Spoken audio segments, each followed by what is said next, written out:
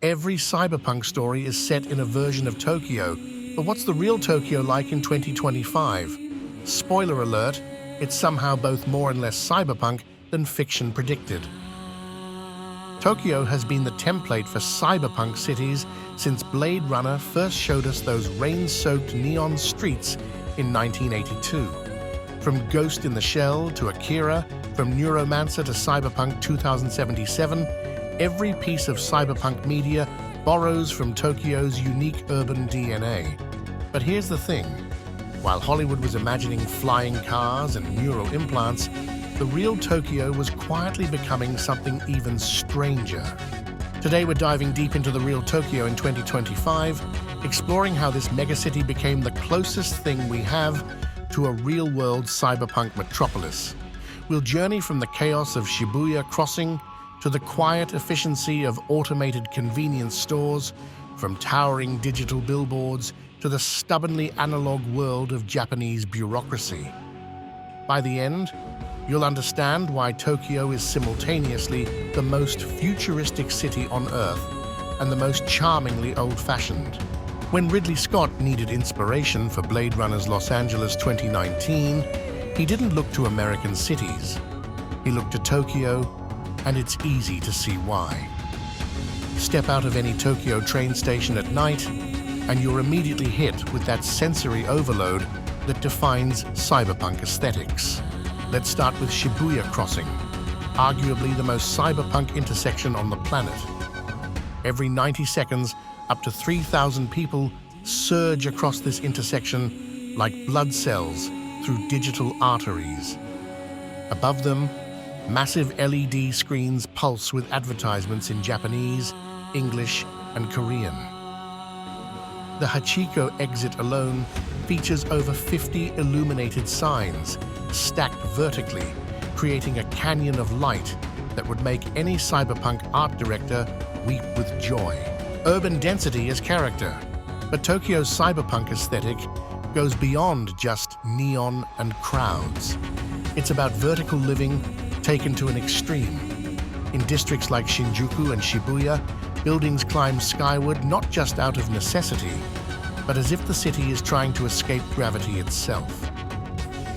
You'll find restaurants on the 47th floor, tiny apartments squeezed between office buildings, and entire entertainment districts that exist exclusively in basement levels. Walk through the narrow alleys of Golden Gai in Shinjuku, where 200 tiny bars are crammed into a space smaller than a city block. Each bar seats maybe 5 people maximum. The buildings lean into each other, connected by a maze of power lines, air conditioning units, and improvised architecture that looks like it grew organically rather than being planned. The traditional modern paradox. Here's where Tokyo gets really interesting from a cyberpunk perspective.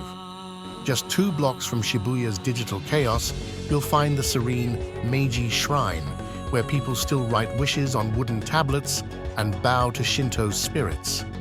This isn't just coincidence. It's the visual metaphor that defines Tokyo. In the Asakusa district, one 400-year-old Sensoji temple sits in the shadow of the Tokyo Sky Tree, a 634-meter tower that broadcasts digital television signals across the Kanto region. Traditional wooden architecture meets steel and glass. Ancient rituals coexist with augmented reality tourist apps. This juxtaposition, the old and the hypermodern existing side by side, is perhaps more cyberpunk than any fictional city has ever managed to portray.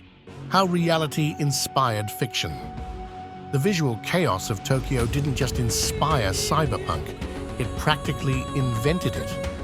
The stacked signage, the vertical architecture, the way technology and tradition collide on every street corner. When William Gibson wrote Neuromancer in 1984, he famously said he based the Chiba City scenes on his impressions of Tokyo's electronics districts. The reality was so science-fictional that fiction writers could barely keep up. Let's talk numbers. Japan has approximately 5 million vending machines. That's one for every 25 people, making it the highest vending machine density in the world. But these aren't your average soda dispensers. We're talking about machines that serve hot ramen, fresh eggs, designer clothing, and even live lobsters. In Tokyo's Shibuya district, you can buy a hot can of coffee at 6 a.m., a fresh bento lunch at noon, and ice cream at midnight, all from machines that never sleep. Some accept cash, others digital payment, and the newest ones use facial recognition for age verification when selling alcohol or cigarettes. It's automated commerce taken to a level that would make Amazon jealous. Digital payment revolution. Speaking of payments, Tokyo has quietly revolutionized how we think about money. While the West was still fumbling with chip readers, Tokyo perfected contactless payment through systems like Suica and Pasmo. Originally designed for trains, these cards now work for everything from convenience store purchases to temple donations. QR codes are everywhere, and I mean everywhere. Restaurant menus, train schedules, product information, even business card exchanges. Tokyo residents routinely pay for meals by scanning codes, board trains with their phones, and navigate the city through augmented reality overlays that most of us would consider science fiction. The robot service economy. Tokyo's relationship with automation goes far beyond what most cities would consider normal. In the Ginza district, you can dine at restaurants where robots prepare and serve your food.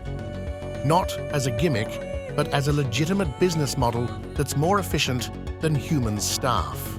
Hotel Henna in Tokyo is staffed almost entirely by robots, from the velociraptor that checks you in, yes really, to the automated room service system. Lawson convenience stores are testing fully automated locations where customers scan items themselves and pay through apps, with no human employees present during certain hours. But it's the invisible automation that's most impressive. Tokyo's train system moves 14 million people daily with clockwork precision. Sensors monitor crowd density, AI adjusts train frequencies in real time, and digital displays provide information in multiple languages automatically. The entire city runs on algorithms most residents never see. The smart city infrastructure. Beneath Tokyo's streets runs one of the world's most advanced fiber optic networks. 5G coverage is virtually universal, and the city is testing 6G in select districts. Every traffic light is connected, every building monitored, every utility managed through centralized AI systems. During my research, I discovered that Tokyo generates over 2.5 petabytes of data daily through its IoT sensors. That's traffic patterns, energy usage, crowd movements, air quality, and thousands of other metrics being processed in real time. The city literally thinks. It just does so quietly, efficiently, and largely invisibly. Here's where Tokyo gets wonderfully stubbornly contradictory.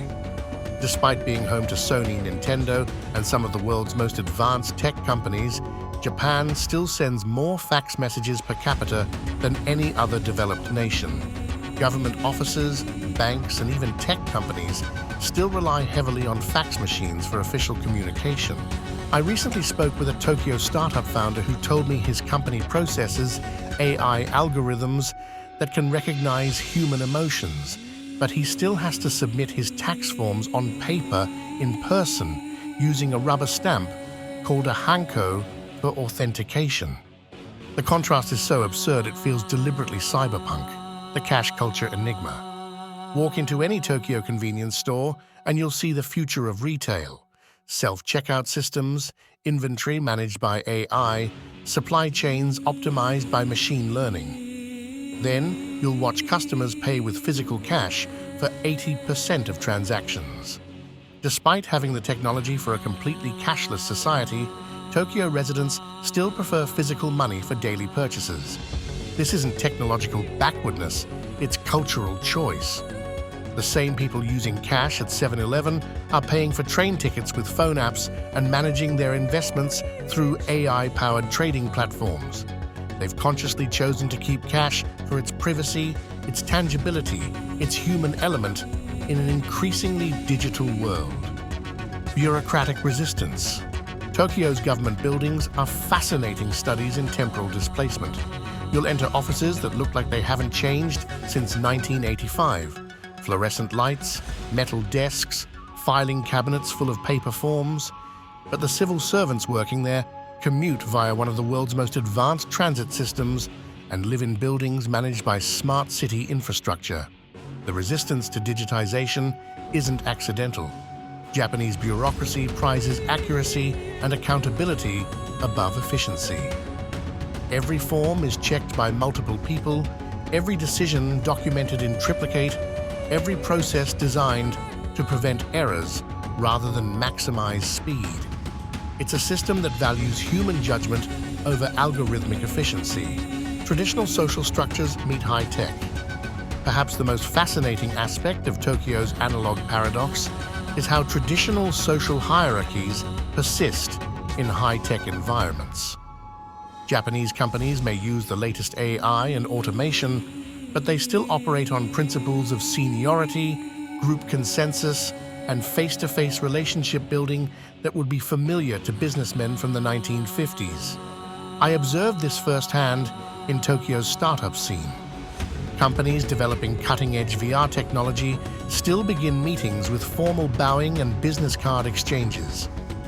Decisions about AI implementation are made through lengthy consensus-building processes that prioritize group harmony over individual innovation.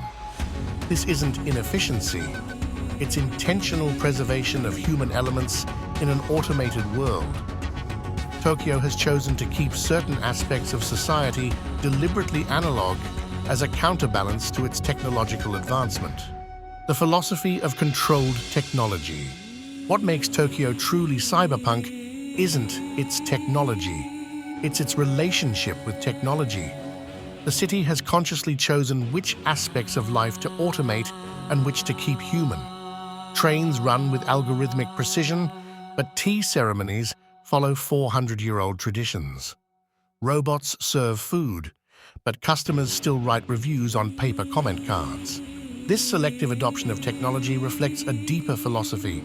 Progress shouldn't replace humanity, it should enhance it. Tokyo uses AI to eliminate mundane inefficiencies while preserving meaningful human interactions. It's a surprisingly optimistic vision of the future, one where technology serves human values rather than replacing them. Tokyo is the most cyberpunk city on Earth and also the most stubbornly analog. It's a city where you can buy hot coffee from a vending machine using your phone, but still need to fill out forms in triplicate for a bank account, where robots serve dinner, but humans still bow before meals, where the trains run on AI, but the tickets are stamped by hand.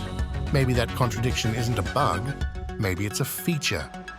Maybe Tokyo shows us that the real cyberpunk future isn't about replacing humanity with technology, but about finding ways to make technology more human.